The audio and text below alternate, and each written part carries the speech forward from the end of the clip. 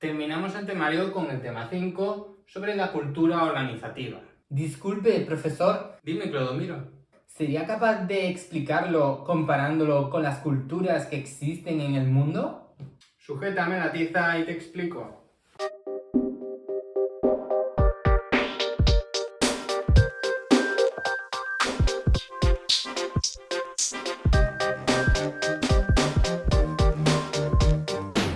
Sujétame la tiza y te explico. El tema de hoy versa sobre la cultura organizativa, tal como hemos mencionado. El reto de hoy es compararlo con las culturas existentes en el mundo. Pero vamos a empezar con la definición de lo que es cultura en sí. No la organizativa, tampoco la educativa, sino la cultura en general. Para ello nos vamos a ayudar del diccionario de la Real Academia Española. Cultura en su primera acepción significa cultivo. Como segunda acepción tenemos el conjunto de conocimientos que permite a alguien desarrollar su juicio crítico. Esta ya se acerca un poco a lo que es la cultura organizativa, pero la acepción número 3 es la mejor.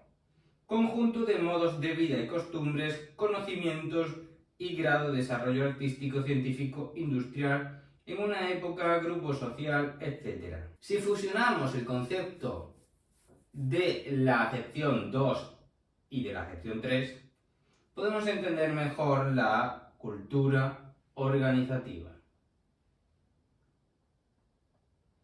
Comparémoslo ahora con una definición de libro. El concepto de cultura organizativa es el conjunto de valores, significados y principios compartidos por los miembros de una organización que le dan una identidad propia y determinan y explican la conducta peculiar de las personas que la forman y de la propia institución. Si nos fijamos en una cultura de cualquier país, está cargada de valores, significados y también de principios. No dejan de ser formas de actuar, formas de interpretar y formas de valorar. Por ejemplo, nos podemos ir a un país musulmán donde comer carne de cerdo no está bien visto. Sin embargo, eructar puede ser algo que en otras culturas está mal visto y en esta cultura está bien visto. Esto mismo sucede con los centros educativos. En cada centro educativo hay unos valores, unos significados y unos principios diferentes.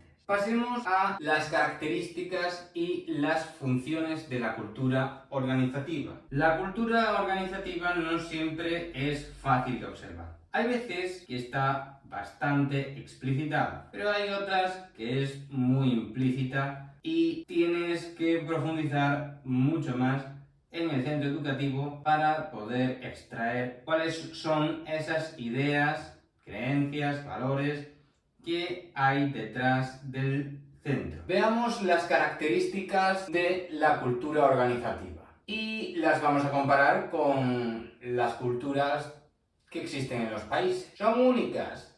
Sí, porque cada centro tiene su cultura. Esto sucede igual en el mundo. Vemos que existen regiones o incluso países que tienen culturas específicas. Por tanto, son únicos. Pero no solamente esto está relacionado con la siguiente característica. Si son únicas, quiere decir que hay diversas culturas. Porque sí, hay un sinfín de formas de interpretar, valorar y creer acerca de cómo se debe hacer la enseñanza-aprendizaje, que es en definitiva el objetivo central de un centro educativo. Son referentes porque no deja de ser un marco que pauta unas, entre comillas, reglas, porque no son reglas explícitas, no están redactadas en un reglamento, sino que son formas que se acaban interiorizando porque se observan de forma inconsciente, de forma indirecta. Así se sabe cómo una persona se tiene que comportar. Por ejemplo, si vas a un país que desconoces y ves que ninguna persona saluda cuando pasa por la calle, pues tú no vas a saludar, sobre todo si has intentado saludar y te han mirado mal. Esto también puede suceder en los centros educativos y de hecho sucede. Si hay algo que está visto mal, se va a notar. Lo vas a percibir, ya sea en el ambiente, en el lenguaje no verbal, etc. Por tanto, son referentes. Y las dos siguientes características van unidas. Es estabilidad y dinámica. Y diréis, ¿cómo van a ir unidas si parecen ser lo opuesto? Lo comprenderemos con un ejemplo de nuestra cultura. Hasta ahora, nosotros hemos celebrado en estas Navidades como fecha de la entrega de regalos el Día de Reyes. Sin embargo, debido a la influencia de otras culturas, el día 25, Día de Navidad, también se dan regalos porque Papá Noel trae regalos. Si echamos un poco más atrás en el tiempo, vemos que esto sucede también con celebraciones como por ejemplo Halloween. Halloween no es una fiesta que antes se celebrara aquí. Sin embargo, debido a la globalización, hemos tenido influencia de la cultura inglesa. Al final, esto ha tenido un impulso entre los niños que al final pues se ha ido celebrando. Y no solamente sucede con celebraciones que forman parte de la cultura americana. Por ejemplo, también sucede con parte de otras culturas, como la japonesa. Esto se ve en la visualización de anime, por ejemplo. ¿Esto qué quiere decir? Nuestra cultura ha sido estable, pero como hemos tenido influencia de otras culturas, al final ha habido una dinámica, una serie de cambios.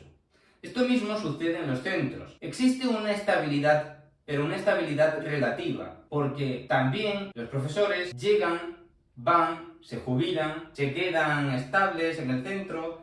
Esto da una cultura organizativa rica. Y de hecho, esto es algo positivo, porque si no, la cultura estaría estática y no tendríamos puntos de vista nuevos. De este modo, un centro que fuese tradicional podría cambiar a una visión más transformacional. Veamos ahora las funciones de la cultura organizativa. Función socializadora. Si nos fijamos en una cultura cualquiera, ¿tiene función socializadora? Sí. ¿Por qué? Porque las tradiciones que tenga cada cultura va a crear puntos de unión entre las personas.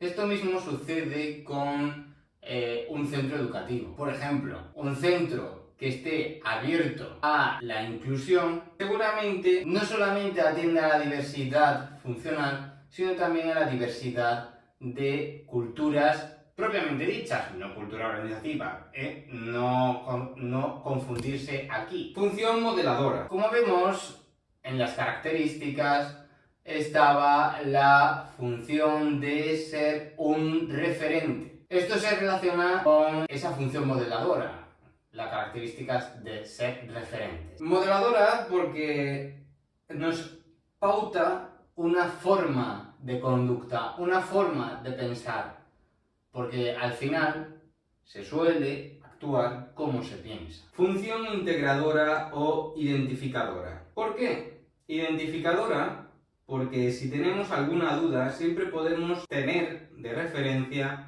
a la cultura y al final nos hace tener una identidad que aglutina a todo el centro educativo. Es un vínculo de unión para todas las personas integrantes del centro educativo. Función adaptativa. Esta función está relacionada una vez más con ser referente. Al final nos vamos a adaptar según las creencias que hay en el centro. No nos vamos a oponer, aunque nosotros luego en el aula podemos hacer otra cosa diferente. Pero normalmente no queremos señalarnos. Entonces, al final, la cultura suele tener un punto de bastante peso a la hora de tomar decisiones.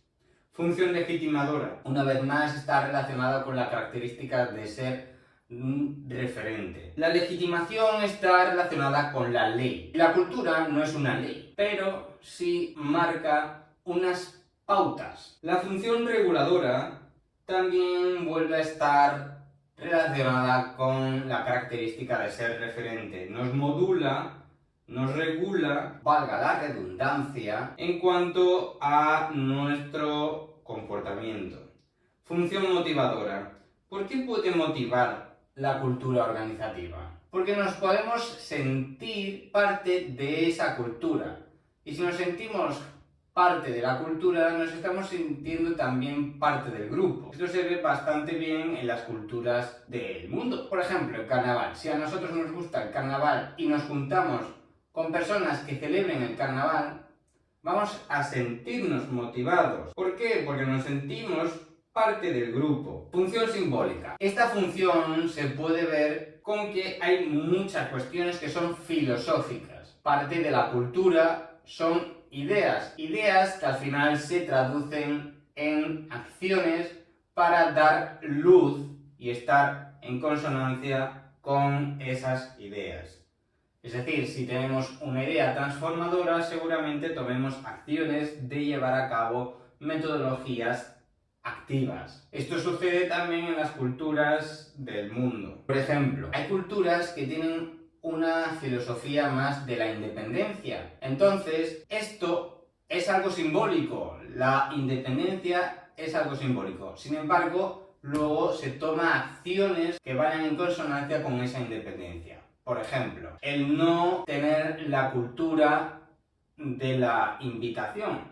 Hay países que no invitan entre ellos a otras personas cuando van a comer. ¿Por qué? Porque tienen esa cultura de la independencia muy arraigada. Y además, hasta les dan vergüenza si les invitan a comer. En definitiva, la cultura organizativa define los límites de la organización, puesto que, como hemos visto, es un referente. Nosotros, si somos tradicionales, no vamos a permitir que se den acciones más innovadoras. Si somos un centro que sea religioso, no vamos a permitir que no se rece. Transmite un sentido de identidad a sus miembros. Lo mismo, es exactamente igual que una cultura de un país. La cultura de un país transmite un sentido de identidad a sus miembros. La cultura crea una personalidad. Es como los nacionalismos, que sería una creencia, ¿no? Tienden más a la cultura tradicional propia del país.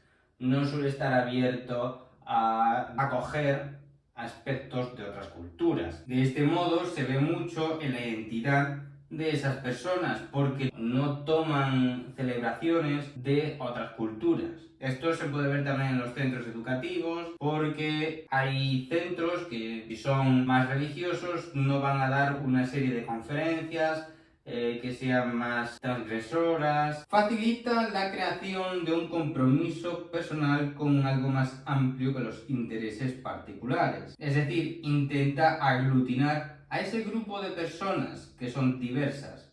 Intentan que haya una serie de creencias más generales que hagan sentirse parte del grupo. Controla y da sentido a las actuaciones modelando las actitudes y los comportamientos. Es decir, si nosotros actuamos en consonancia a las ideas de la cultura, tiene sentido porque está alineadas. Sin embargo, si estuvieran desalineadas, si no estuvieran en consonancia, podríamos tener esa disonancia cognitiva de, oye, ¿por qué estamos haciendo algo diferente a lo que nosotros creemos? Veamos cómo analizar la cultura organizativa de un centro educativo. Lo primero, tenemos que centrarnos en las características físicas y espaciales del centro. Esto se puede ver también en un país. Por ejemplo, hay un país de los que terminan en istán, no me acuerdo cuál, puede que sea Uzbekistán o algo de eso. Justamente su país está lleno de estatuas del gobernante. Esto puede verse que hay una cultura más de la imposición. Esto se puede ver también en los centros educativos. Si hay un centro que esté decorado con motivos culturales tanto de España como de otros países, podemos ver que es un centro que está abierto a las diferentes culturas. Si vemos que es un centro que tiene muchos símbolos religiosos, podemos ver claramente que su cultura es más religiosa. Si vemos que tiene un huerto, usa mucho el reciclaje, podemos ver que su cultura es muy proambiental. Fijarnos también en las ceremonias, tradiciones y rituales. Celebran Halloween, celebran Papá Noel, celebran tradiciones de otros países, están abiertos a otras culturas. Celebran muchas festividades religiosas. Vale, el centro es religioso. Celebran días como el Día de la Naturaleza, el Día del Medio Ambiente. Puede ser un centro proambiental. El lenguaje es una forma implícita de descubrir cuál es la cultura organizativa. Dentro del lenguaje se permite que otras personas opinen. No es lo mismo un lenguaje en el que se note más la imposición que el que se note más la apertura a la escucha del estudiantado. Entonces, esto puede vislumbrarnos si el centro es más tradicional, más cerrado o más abierto y progresista. Podemos también observar las normas explícitas e implícitas. Si a las 12 se reza, es un colegio claramente religioso. Si se ve que existen muchas normas sobre el uso de las tecnologías, pueden ser un centro que esté concienciado con el uso de las nuevas tecnologías. Y sobre todo si además se promueve el uso de las tecnologías, pero con unas limitaciones, puede verse que es un centro abierto a las nuevas tecnologías que simplemente está inculcando a sus estudiantes que tengan una serie de cuidados con las nuevas tecnologías y cómo usarlas adecuadamente. Podemos también observar las creencias y los valores implícitos. Podemos verlo también en lo que hemos mencionado anteriormente. Si se valora más la apertura, la innovación, el progreso, seguramente eso se vea tanto en las ideas de los profesores como en proyectos, que aquí se reflejan los valores. La historia de la institución. Esto puede ser clave, pero no del todo, porque una institución puede haber sido tradicional, pero actualmente no. Sin embargo, la historia puede ser un referente porque a veces coincide que sigue siendo así. Esto sucede también con los países. Hay países que siempre han sido de una forma más cerrada, como por ejemplo Israel, que ha estado más centrado más en su religión, en esa parte de la integridad del país. La red social que sostiene a la cultura es otra forma de ver cuál es la cultura organizativa. ¿Por qué? Porque muchas veces esa cultura organizativa está en manos de unos cuantos que la promueven. Entonces, si sabemos cómo es las creencias de estas personas, podemos ver cuál es la cultura del centro educativo. Dentro de esta red social podemos identificar 5, por así decirlo, personalidades. Estas personalidades se dividen en héroes y antihéroes, que personifican los valores o los contravalores. Por ejemplo, ese profesor que siempre está realizando metodologías activas, hace debates, crea conferencias, invita a profesionales de fuera. Se sabe que está promoviendo la cultura del centro en el caso de que esta cultura sea de apertura, de progreso, de innovación. Están los narradores, que difunden las historias y las leyendas. Traducido en la cultura organizativa, vemos que hay profesores que precisamente promueven esas ideas, como pueden ser el nexo entre otras personas para que hagan tomen esas acciones más innovadoras si seguimos teniendo en cuenta el ejemplo del centro educativo innovador. Los sacerdotes promueven consejos y soluciones. Esto se ve también en esos profesores que muchas veces pueden aportar ideas de cómo poder llevar a cabo acciones que estén en consonancia con la cultura organizativa. Por ejemplo, yo creo que sería adecuado crear un huerto porque eso estaría en consonancia con nuestra idea de ser un centro ecológico.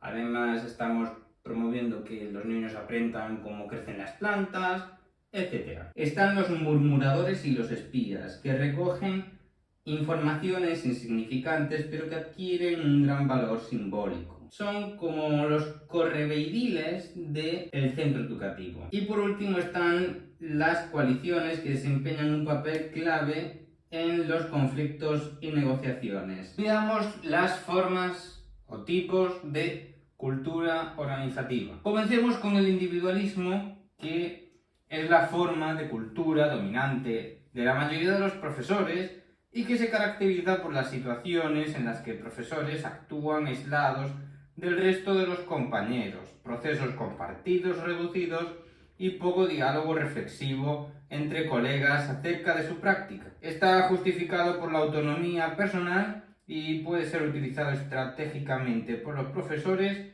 para escapar de las demandas burocráticas y para realizar un trabajo más individual y creativo. Eso sí, aislado del resto del grupo. Esto se ve bastante bien y volvemos a la comparación con diferentes tipos de cultura. Se ve perfectamente en las grandes ciudades. En las grandes ciudades se da una cultura eminentemente individualista. ¿Por qué? Porque están abrumados por la falta del tiempo. Además están pensando solamente en sus acciones, en lo que tienen que realizar, hacia dónde van y de dónde vienen, pero no piensan en el resto de las personas de las que se rodean. Por eso, en una ciudad es más difícil que te ayuden si tienes algún problema. Entonces, esto empobrece las relaciones entre las personas, lo mismo que un centro va a empobrecer las relaciones entre los profesores y por tanto acaba teniendo menor calidad el propio grupo. Eso es lo que sucede en las ciudades. Se echa mucho de menos esa cercanía personal que se da en aldeitas más pequeñas, donde todos se ayudan, en el que si tú no tienes un tomate, se lo pides al vecino y te lo deja, y si el vecino necesita un huevo, te lo pide y tú se lo dejas. La balcanización se caracteriza por la fragmentación de los profesores en subgrupos, que puede incluso llegar a trabajar de manera competitiva. En este tipo de cultura balcanizada, la organización como un todo solo es la suma de sus partes. La división del currículum en áreas diferentes y la organización de centros por departamentos y o seminarios puede ser una razón que justifique en ciertos casos esta situación. Y vamos a coger una comparación con una cultura donde se haya dado esa creación de los propios subgrupos. Esto lo podemos ver, por ejemplo, en países con diversas culturas. Por ejemplo, Australia es un país en el que no solamente tiene su propia cultura inglesa, sino que otros grupos tienen sus propias culturas, porque vienen de Asia, vienen ya sea de China, de India, pueden venir de Indonesia, las cuales cada uno van a tener unas culturas. Por ejemplo, los que sean de Indonesia seguramente puedan tener una cultura musulmana. Los hindúes van a tener esa cultura más del hinduismo, mientras que los chinos pueden ser más el budista, o también encontrarnos las propias tribus australianas de aborígenes que tienen sus propias culturas. Al final, la cultura de Australia se puede ver como una mezcla de culturas. Hablamos de la colegialidad artificial. Esto sucede cuando se quiere un cambio hacia una cultura más colaboradora que viene desde la autoridad educativa, es decir, desde el equipo directivo, pero que no llega a calarse dentro de los profesores. Esto plantea un mandato de cara a la elaboración de proyectos comunes para planificar el desarrollo del currículum, para evaluar el funcionamiento del centro, etc. Es como una cultura seca, dicho de forma informal. Vamos a tomar como cultura países como, por ejemplo, Irán o Afganistán, donde hay una imposición desde el gobierno para llevar una cultura impuesta. Es decir, estos países tienen una cultura cerrada donde la mujer está más oprimida. Puede ser un símil con la colegialidad artificial. Muchos individuos de estos países callan por tal de no ser ejecutados y al final acatan las normas. Hablemos del mosaico móvil. Este se da cuando hay novedad e incertidumbre. Siguen existiendo distintos grupos y con la identidad de los grupos no está bien cuajada. Se trata de un modelo más flexible de organización como forma de conseguir una mayor participación y mayor rapidez en las respuestas educativas y básicamente se caracteriza por relaciones más fluidas, sistemas de comunicación más plurales y donde las estructuras horizontales se entrecruzan con las más verticales y jerárquicas. Esta fluidez se puede ver con culturas que han absorbido otros aspectos de otras culturas, como por ejemplo lo que está sucediendo actualmente en España con la globalización, como hemos mencionado. Entonces hay una fluidez y una pluralidad de visiones. Colaborativa es esa forma de cultura donde está considerada la necesidad de desarrollar en los centros. La cultura colaborativa es la más deseada. Es aquella donde se da una espontaneidad de relaciones entre los profesores y donde existe relaciones de colegialidad, expresando principios de ayuda, apoyo, planificación, reflexión y feedback como una empresa común. Este es el que se puede ver en la cultura de una aldea o incluso en las culturas que son más colectivistas. España también ha sido una cultura colectivista, aunque se está individualizando debido a la influencia de Estados Unidos. Pero también ha sido colectivista y se mantiene esa colectividad en la España más profunda de aldeas, donde, como hemos dicho, se ve ese principio de ayuda, de apoyo, donde el vecino se apoya con el otro vecino y viceversa.